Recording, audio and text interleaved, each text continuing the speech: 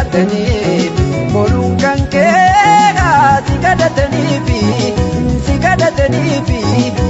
kadhataniif argisha kuutiya yeroo jirre kanaan abdii dhume kanaan kamtu kam kadhataa dagatamtee taftaa.